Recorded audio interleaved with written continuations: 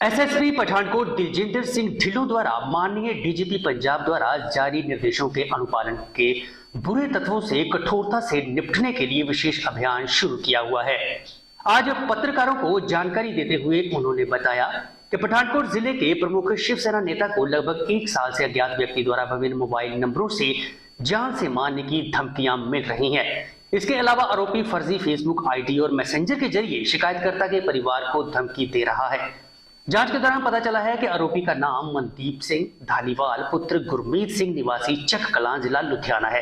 इससे 3 मोबाइल, फर्जी ID, 23.5 lakh, 2 passport जब्त किए गए हैं।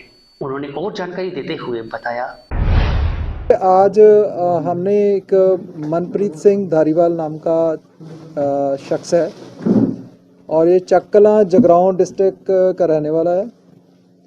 उसको एफआईआर दर्ज करने के बाद उसको अरेस्ट किया गया है। इसकी बैकग्राउंड ये है कि जो मनप्रीत सिंह धारीवाल है, इसने अपना नाम बदलकर जंगजीत सिंह दाखा करके एक फेसबुक आईडी इसने बनाई हुई है। फेक वर्ड आईडी है।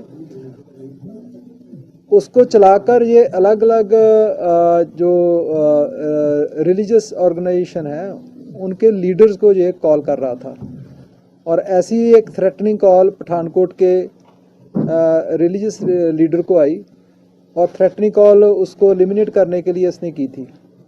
उस पर हमने प्रॉम्प्टली एक्शन लेते हुए एफआईआर दर्ज की। एफआईआर दर्ज करने के बाद उसको लोकेट किया गया। लोकेट करने के बाद उसको फॉर्मली हमने अरेस्ट किया है। उसकी अरेस्ट के बाद पता चला कि ये पुराना क्रिमिनल है।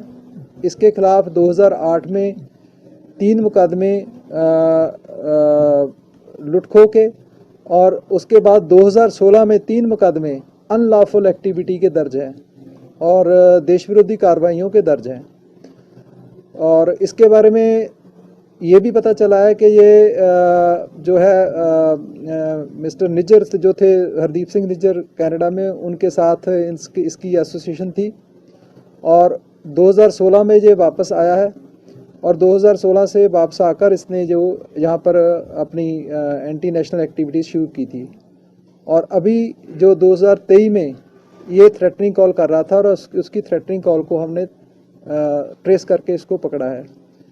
तो हमें अंदेशा था कि ये जो थ्रेटनिंग कॉल है उससे आगे जाकर किसी भी कंप्लेनेंट जो हमारे हैं उनका नुकसान ना हो जाए और उसको प्रिवेंट करने के लिए हमने फौरी तौर पर एक्शन लिया और इसको मतलब कल मुकदमा दर्ज हुआ और आज सुबह हमने उसको अरेस्ट कर लिया।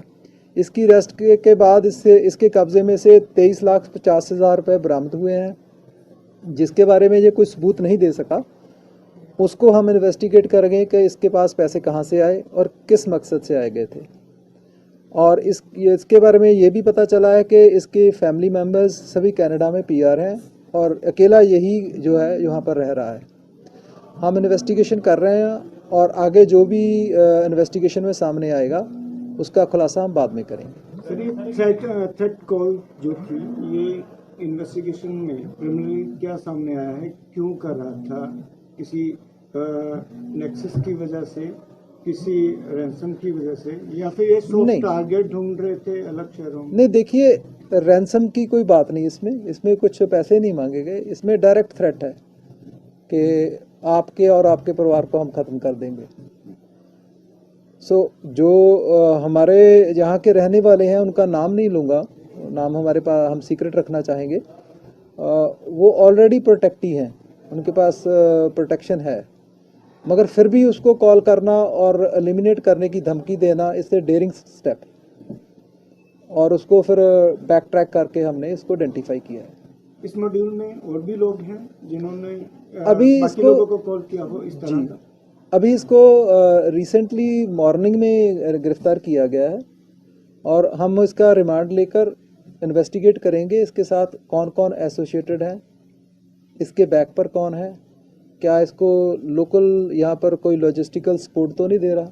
वो सभी बातें इन्वेस्टिगेशन में सामने आएंगी।